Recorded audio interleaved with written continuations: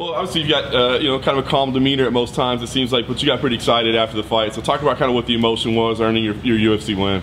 I mean, I was pretty surreal feeling, like finally getting a crack at the UFC and having to pull out my previous fight for Auckland. So finally getting out of the way, and it's in my hometown. We're in Sydney. I got to represent, you know, my hometown people, especially the Western Sydney thing, you know.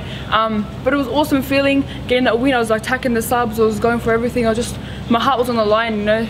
Want to prove a point that I'm here to stay. So yeah. Going to a judge's decision after all the quick victories, what lessons? How did you feel? Did you hold up as you'd expect? What did you think? You know, after the first round, I knew I lost the first round. Still kind of hitting me that I was in a fight.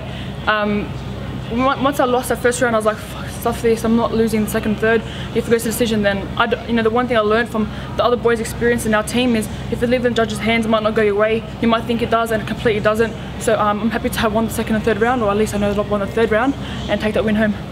A lot of really close submissions, couldn't quite get it. I mean, what was your mindset? Were you frustrated at all? Did you feel you weren't executing? Was she just that tough in the positions? What was your thoughts? She was tough. Like when I had her in the triangle for like a minute or so, elbowing her and trying to break the arm, but I don't think my hips were in the right spot for the elbow to connect that arm bar properly. And I saw her break a bit, get a little bit teary, and you know, I'm not mean. Like I felt a bit bad for her when I was in that, but it's a fight in the day. I just sat there a bit, tucked the elbows, went for some inverted triangles. I was kind of having fun with it. I just didn't want to end up on the bottom and go to pound. So I just have to attack off with my back.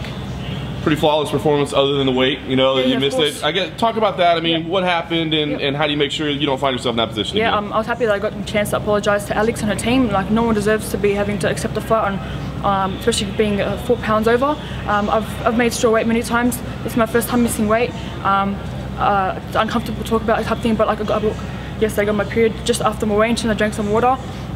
I gained 400 grams overnight, which is strange knowing that I had no water for 2 days, didn't eat. I trained like crazy to make this weight, and my body was obviously going through some changes and medications and stuff like that, but I tried my best. I stopped sweating in the sauna. I was in there all night. I cut in water weight for a whole day.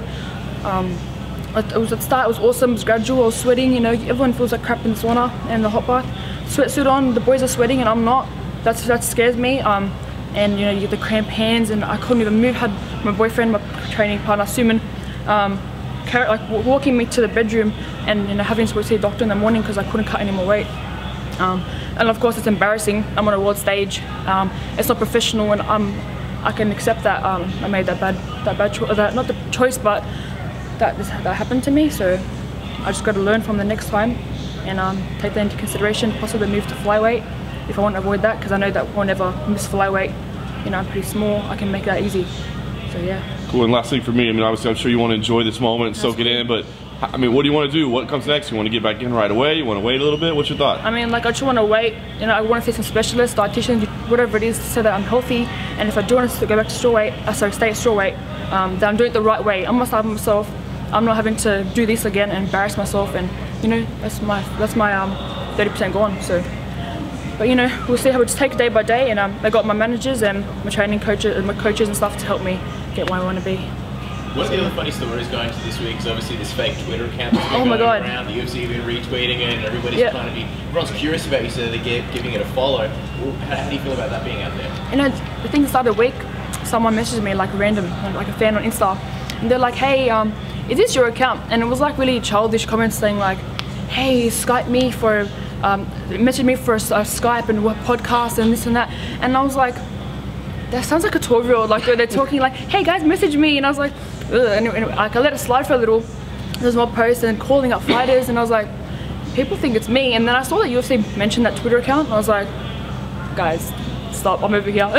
That's not me. And then this morning again, I'm gonna change the profile photos and stuff, but it got removed and now it's back. So I'm just gonna get people to report it, but I don't have Twitter, so I don't know how to do this. You will get Twitter from now on. So I think I might make one. Like, I'm not like I need to be on my phone any longer, you know. But I might just make one just so I can call it out and be like, fake, get this shit off. But yeah, I'll be alright.